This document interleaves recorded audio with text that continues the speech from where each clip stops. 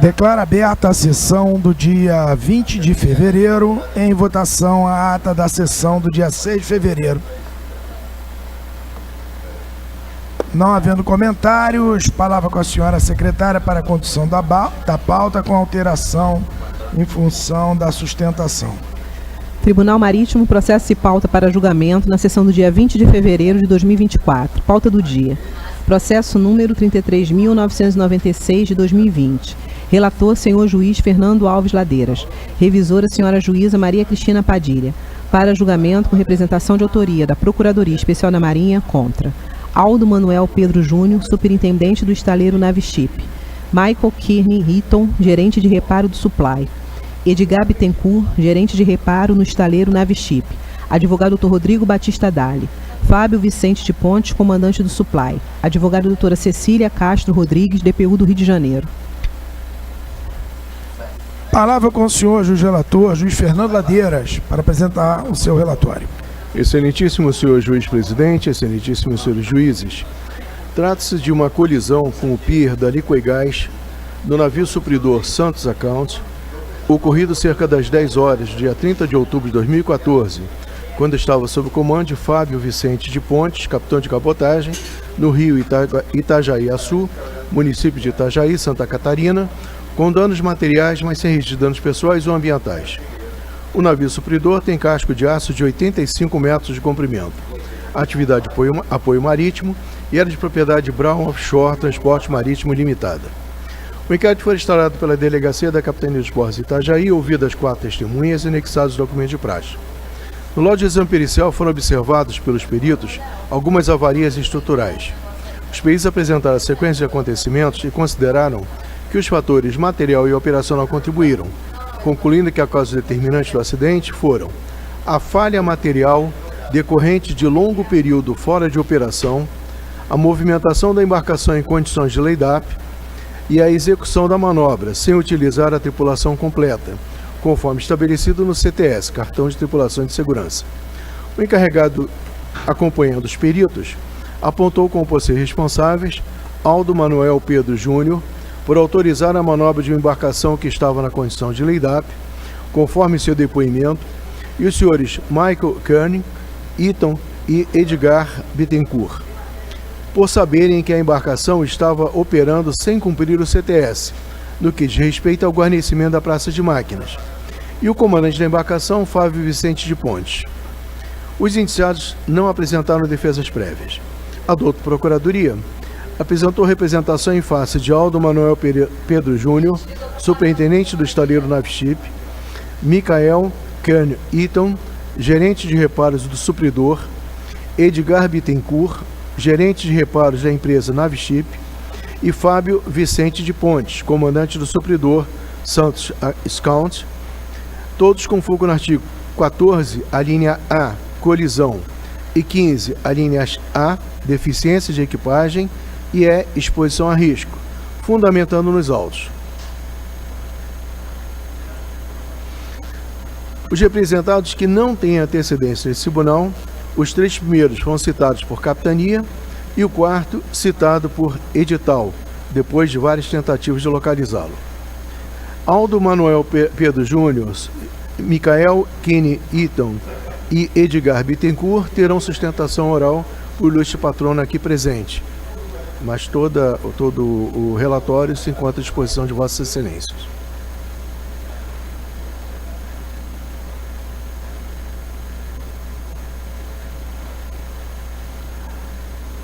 O Fábio Vicente de Pontes, comandante do navio, citado por edital, defendido pela douta Defensoria Pública da União, requeriu gratuidade de justiça.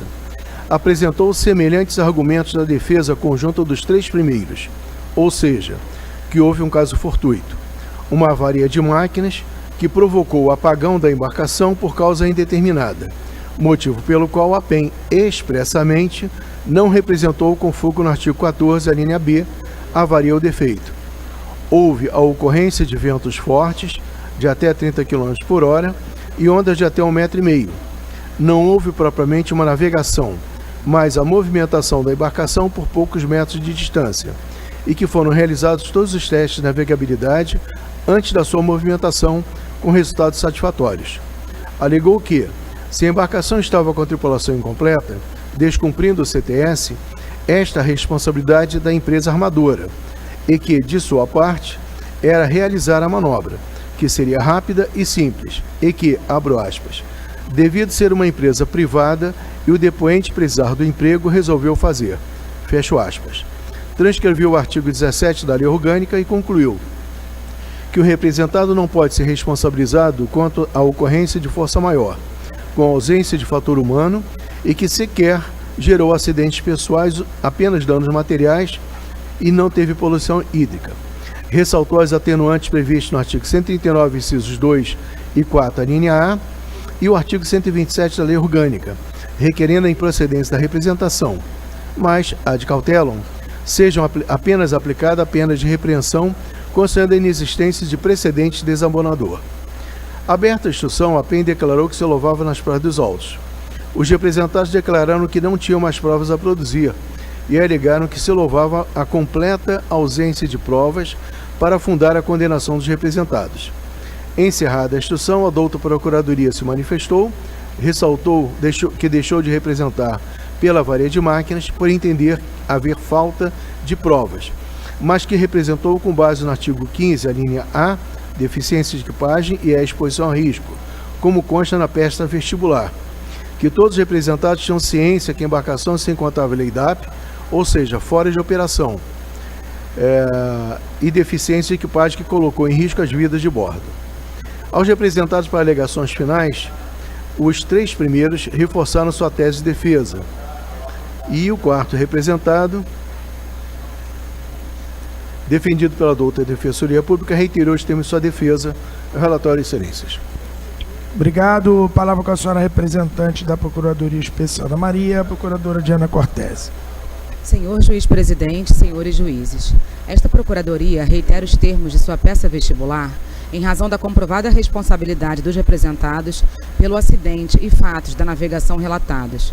O representado Aldo Manuel Pedro Júnior, superintendente do estaleiro Naveship, foi negligente e imprudente ao autorizar e ordenar que o supply, que se encontrava em situação de LEIDAP e desarmada, navegasse à revelia da autoridade marítima, expondo a risco as vidas e fazendas de bordo e o tráfico aquaviário, contribuindo sobremaneira para a colisão relatada. Os representados Michael, gerente de reparo do Supply Santos Scout, e Edgar Bittencourt, gerente de reparo do estaleiro Naveship, foram negligentes e imprudentes ao realizarem testes na embarcação para que esta navegasse, mesmo sabendo que o supply encontrava-se em situação de LEIDAP e desarmada, especialmente em relação à tripulação da praça de máquinas, expondo a risco as vidas e fazendas de bordo e o tráfico aquaviário, da mesma forma contribuindo para a colisão. O representado Fábio Vicente de Pontes, comandante do supply, no momento do incidente, foi negligente ao não observar as medidas de precaução e segurança que se faziam necessárias para evitar um acidente. Isto porque a embarcação desatracou de um dique, ficou parada no meio do canal de Itajaí, sem apoio de rebocador, sem guarnecimento da praça de máquinas e sem autorização para navegar, no inquestionável cenário de risco. Além disso, o comandante era o responsável por verificar as condições da embarcação e cumprimento do cartão de tripulação de segurança, que não foi atendido no que se refere à seção de máquinas. Verifica-se também a imprudência do comandante ao permitir e comandar a embarcação, que sabia encontrar-se na condição de LEIDAP, fora do tráfico e sem chefe de máquinas a bordo, expondo a risco as vidas e fazendas de bordo e o tráfico aquaviário, dando ensejo à colisão em exame. A deficiência de equipagem e a exposição a risco. A defesa do comandante Fábio se concentra na tese de fortuidade, ao argumento de que o apagão na embarcação foi imprevisível. No entanto, esta Procuradoria não representou pela avaria de máquinas, e sim pela colisão, deficiência de equipagem e exposição a risco. E contra tais eventos não foi apresentada defesa. Os demais representados, Aldo, Micael e Edgar, sustentam a tese de que a causa do acidente não teria sido devidamente apurada e que tal fato teria inclusive sido reconhecido pela PEN. Mas, conforme já mencionado anteriormente, de fato não se representou pela avaria, mas sim pela colisão, pela deficiência de equipagem e pela exposição a risco. E contra tais eventos não foi apresentada defesa substancial. Restou evidenciado que a embarcação, sem estar autorizada para tal e com tripulação de máquinas insuficiente, fatores que foram determinantes para que os eventos ocorressem. Por estas razões, esta Procuradoria ratifica o pedido de condenação dos representados com fundamento nos artigos 14, a linha A, e 15, a linhas A e E da Lei 2.180 de 54. Obrigado. Palavra com o senhor, juiz. Correção. Palavra com o senhor, advogado, Dr. Rodrigo Dali. Dos representados Aldo Manuel, Micael Kearney e Edgar Bittencourt. Excelentíssimo senhor juiz presidente, muito boa tarde. Eu cumprimento todos os juízes, hoje na figura do juiz relator Madeiras, a ilustre representante, Procuradoria Especial da Marinha, o eminente almirante que está aqui presente, prestigiando da tribuna, Ana Paula, os funcionários todos. Inicialmente, hoje está sendo meu primeiro momento no ano de 2024. Eu acho de bom tom desejar um feliz 2024 para todos, com muita saúde, muita paz, e que o expediente seja muito mais eficiente do que em 2023. Meu banco de dados está zerado, não esgotei, então pretendo não também esgotar esse ano. Muito bem, foi muito bem relatado os autos, não é de complexidade. O que eu venho chamar a atenção aqui para Vossas Excelências são alguns pontos.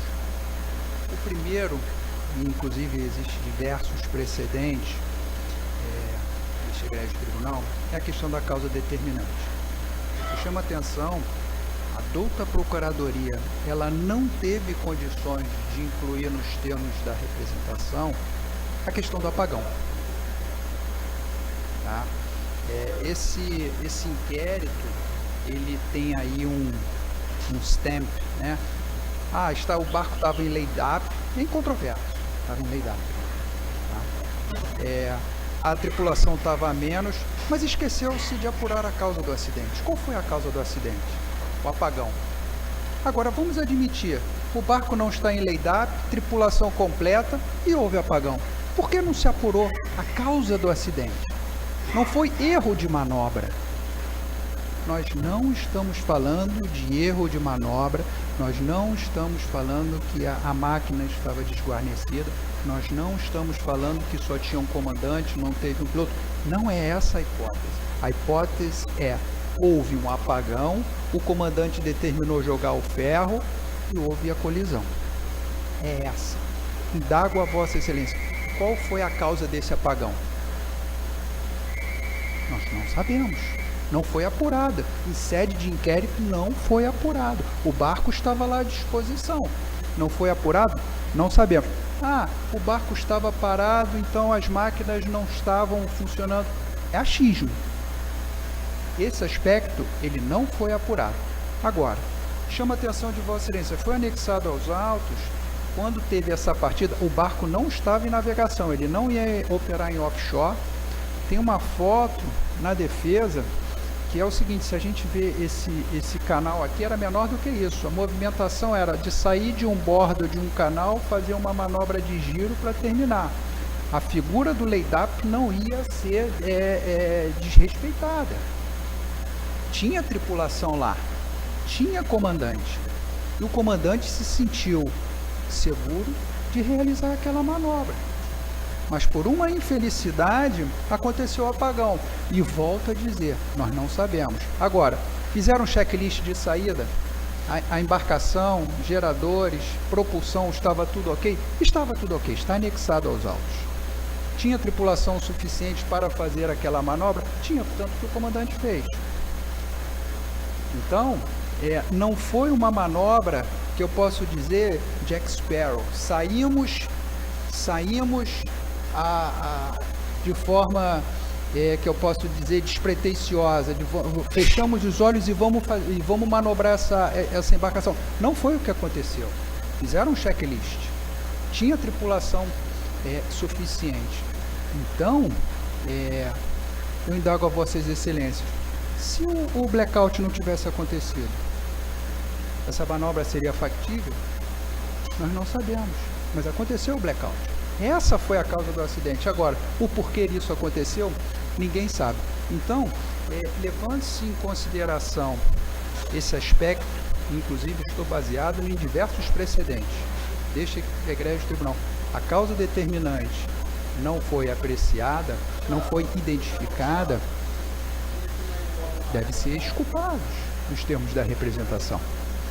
Agora, indo um pouco, ultrapassando essa questão da não apuração da causa determinante, verifica-se que a douta procuradoria, ela penaliza diversas pessoas pelo mesmo fato.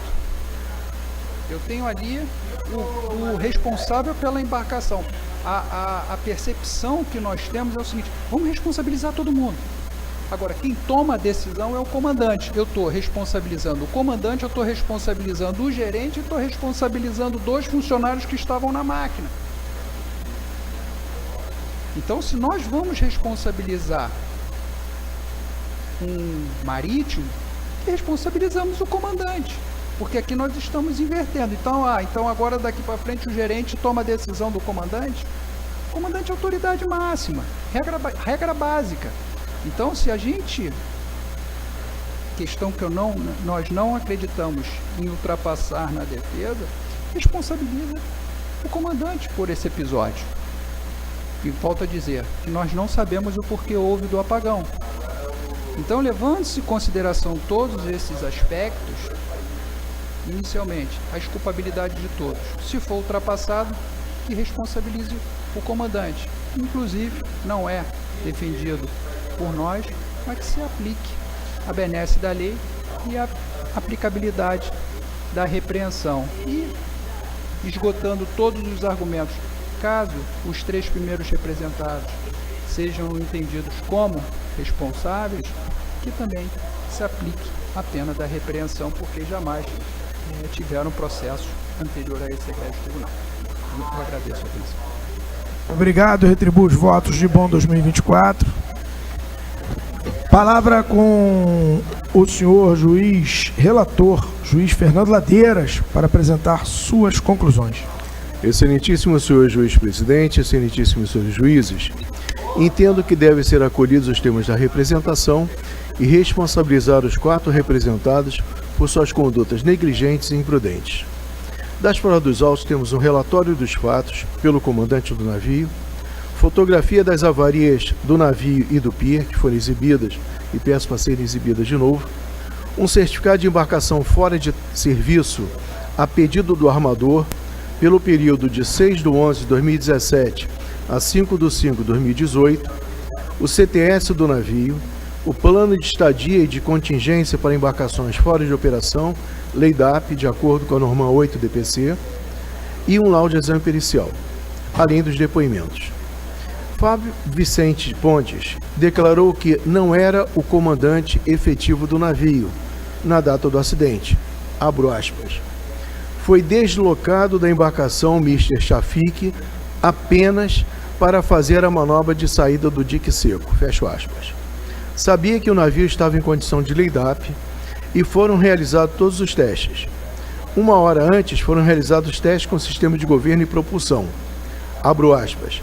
Guarnecia o setor de máquinas funcionários do estaleiro e não havia chefe de máquinas. Fecho aspas.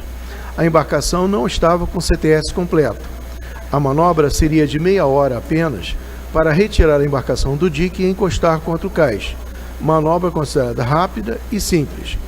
Concordou em executar a manobra, sabendo que o navio não cumpria o CTS, abro aspas, devido ser empresa privada e o depoente precisar do emprego, fecho aspas. Não houve reunião dias antes, apenas no dia do acidente. Estavam presentes na reunião Mike Eaton, Edgar, o depoente, o imediato e o piloto do Mr. Shafik. Atribui o acidente à falha no equipamento elétrico da embarcação. Aldo Manuel Pedro Júnior, que exercia a função de superintendente do estaleiro Navship, declarou que estava no estaleiro no momento do acidente. Tinha conhecimento do significado da embarcação na condição de lei DAP. Abro aspas. Embarcação fora de tráfego, desarmada e seguindo procedimentos da Norman, fecho aspas. E era sabedor que naquela data a embarcação estava em lei DAP e mesmo sabendo que estava fora de tráfego, ordenou a execução da manobra. abro aspas, mediante as informações que me foram passadas pelo meu gerente de reparo e pelo representante do armador, seu Mike, fecho aspas. Estava na fase final de reparo da embarcação, pois ela iria entrar em operação. Sabia que a embarcação estava fora de tráfego desde 6 de novembro de 2017, mas todos os sistemas de máquina e governo estavam operantes. Abro aspas. Chegou ao meu conhecimento que houve uma falha elétrica que causou o apagão do navio, que foi causada pela falha de uma bobina de um disjuntor que entrou em curto, fecho aspas. A autoridade marítima não foi consultada previamente por ocasião da referida manobra, abro aspas, por desconhecimento da empresa, fecho aspas. Michael Kearney Eaton declarou que exercia a função de gerente de reparo e supridor e estava a bordo, junto com o comandante no passadiço. Tomou conhecimento do relatório do comandante e o assinou. Sabia da condição de layup do navio e a bordo. A praça de máquinas estava guarnecida com pessoas do Navship. Não estava com CTS completo. A manobra foi autorizada pelo Sr. Aldo. Abro aspas. O comandante falou que estava sem comando e que fosse verificado o que estava acontecendo. Como a embarcação estava parada, no momento da movimentação poderia acontecer qualquer anomalia no funcionamento da embarcação. Edgar Bittencourt declarou que era o gerente de reparos do navio Navship, que sabia que a embarcação estava em layup. A manobra foi autorizada pelo Sr. Aldo, sabia que não havia um chefe de máquinas, porém, havia 3 ou 4 empregados do estaleiro, guarnecendo o setor de máquinas. Apesar de não serem marítimos, todos trabalhavam na parte de máquinas. Tinha conhecimento que a embarcação não cumpria o CTS, que, abro aspas, após investigação interna, chegou-se à conclusão que a causa determinante foi um blackout, devido a uma falha de um disjuntor que foi sanada pelo pessoal que se encontrava na praça de máquinas, que pertence ao estaleiro. As defesas se preocuparam em contestar a falha de máquinas, artigo 14, a linha B, mas não foi essa a acusação da PEN. A acusação foi, com foco no artigo 14, a linha A, colisão, e artigo 15, a linhas A, deficiência de equipagem e E, exposição a risco, por estar a embarcação em situação de layup, desarmada, manobrada à reveria da autoridade marítima, expondo a risco as vidas e fazendas de bordo, e o tráfego aquaviário, contribuindo sobremaneira para o presente colisão. Todas as provas apontam para a imprudência dos representados, inclusive do comandante, que nem era efetivo da embarcação, e que consta não estava sequer familiarizado com ela, assim como de uma tripulação de máquinas de não aquaviários, 3 ou 4, como declarado por um dos representados. E os representados sabiam que o navio estava em layup e o que isso significava. Abro aspas, Norman 8 DPC 0114, embarcação em condição de layup. É embarcação temporariamente docada ou atracada em instalações portuárias ou estaleiros, parcialmente ou totalmente desguarnecida, que esteja aguardando seu retorno às atividades comerciais. Fecho aspas. A situação presente, saindo da condição de docado, não atendia mais a situação de layup e foi colocada para navegar à reveria da autoridade marítima, sem cumprir o previsto no anexo 4B da Norma 8 DPC, vistoria ou perícia, prévia, periódica e de retorno à condição normal de operação, para a condição de layup de embarcação de apoio marítimo, bandeiras brasileiras ou estrangeiras, pois se encontrava fora de tráfego, desarmada, sem tripulação, e a autoridade marítima nem foi informada da intenção da movimentação da embarcação, folha 182. Portanto, teria que estar totalmente guarnecida. O cumprimento do CTS não é mera formalidade, mas a aplicação de normas internacionais e nacionais acerca da segurança da operação da embarcação.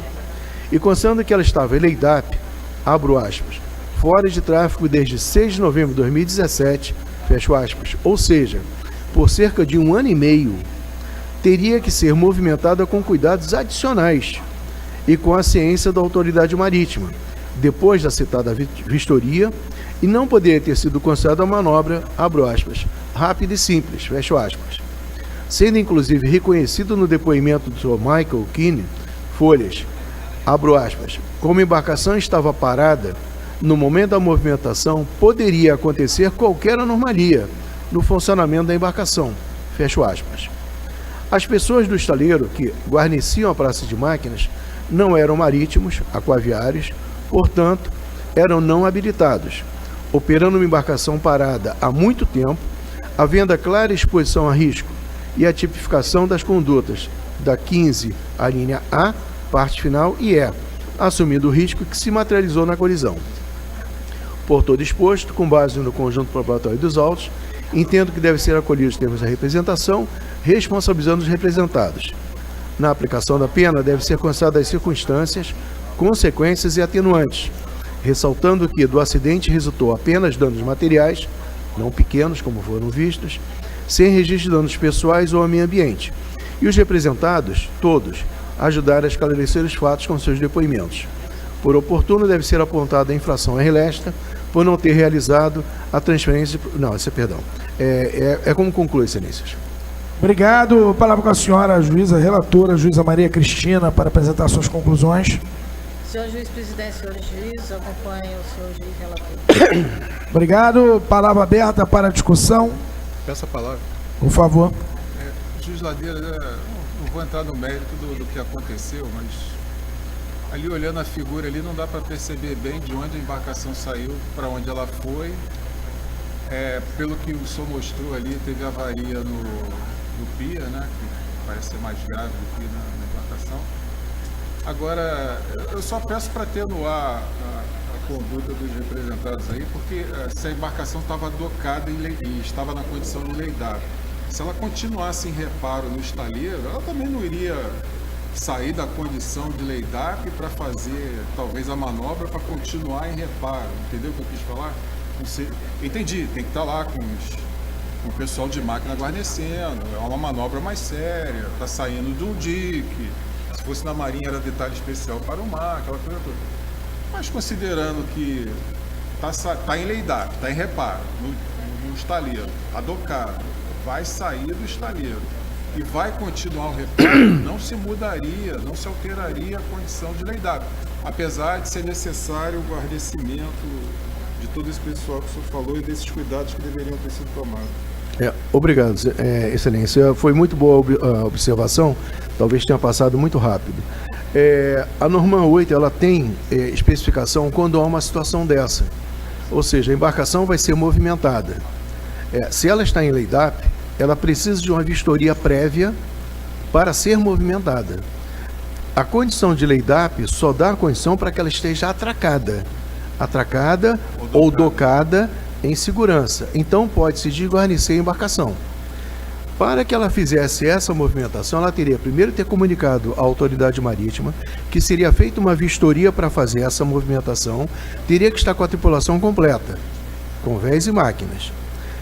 Tudo que foi apontado pela PEN e muito bem fundamentado, inclusive com base nos próprios depoimentos, né, é que todos sabiam que a embarcação estava fora de tráfego, mas achavam uma manobra simples. Vamos andar uns 500 metros mais ou menos e vamos sair com a embarcação. Lembrando que a embarcação está parada há 1 ano e meio. Como bem colocado, inclusive, um dos depoentes, tudo podia acontecer com a embarcação parada 1 ano e meio. Então, não é dizer, isso aí, a embarcação voltaria à situação. Sim, ela poderia voltar à situação de leidap. Bastaria ter comunicado, a autoridade marítima faria a vistoria, seria liberado para ela fazer a manobra e continuar em leidap depois da manobra concluída, com a tripulação completa e com adicionais cuidados em função dela ficar parada em 1 ano e meio. Nada disso foi feito. Então, por esse motivo que eu entendi, não é que houve dolo na conduta colisão, ou até inclusive internamente se apurou qual foi. Os peritos da capitania que não apuraram qual foi o problema do apagão. O pessoal apurou qual foi o problema do apagão, né? Que foi o problema da falha elétrica, e tem inclusive lá os depoimentos, o que aconteceu, o que não aconteceu, que foi reparado pelo pessoal de bordo. O fato de ter pessoas que trabalham na máquina não se equipara a oficiais de máquinas. E dizer, não, eu estava guarnecido por pessoas que trabalham na máquina, fazem reparo em máquina. É totalmente diferente. É dizer que o mecânico pode conduzir embarcação, pode dirigir o carro. Se tiver habilitação, sim. Se não tiver habilitação, não pode. E o mais gravoso, a meu juízo, que consta dos autos, a embarcação estava fora de tráfego há 1 ano e meio e estava se preparando para voltar para o tráfego. Então, isso aí já seria suficiente para se adicionar cuidados com a embarcação. E não sair, vem cá, guarneça aqui a embarcação, comandante, vem cá, sai daí, vem cá, manobrar o navio.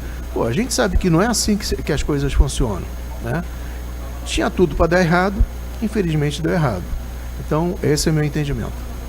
E essa avaria aí foi causada isso aí é no cais do estaleiro. Porque esse cais, não, esse é o cais do outro lado, que eu mostrei inclusive na foto. Ele ia sair, fazer o giro e atracar no outro ponto do estaleiro, né? Quando ele saiu pelo apagão, ele ficou à deriva. Não tinha rebocador de apoio, não tinha nenhuma atenção especial nem nada. Aí, mesmo largando o ferro, como a distância desse pier do outro lado é pequena, ele acabou encostando. Isso aí não é para receber atracação, isso é para receber amarração.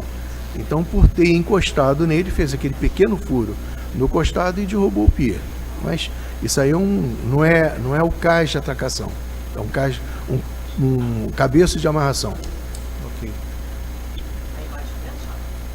Obrigado. Antes de encerrar a discussão, eu achei interessante também citar aqui a questão da DPU. Ela fez uma defesa técnica, né? Não foi por negativa geral, apresentou argumentos válidos, falou de solas, falou do caso fortuito. Então, trata-se de uma defesa que vale a pena ser levada ao tribunal. Normalmente a DPU é por negativa geral e toda vez que eu vejo uma DPU um pouquinho mais dedicada, eu gosto de ressaltar. Encerrada a fase de discussão, palavra com o senhor juiz relator, juiz Fernando Ladeiras, para apresentar seu voto. Excelentíssimo senhor juiz-presidente, excelentíssimos senhores juízes, quanto à natureza e extensão dos acidentes e dos fatos da navegação.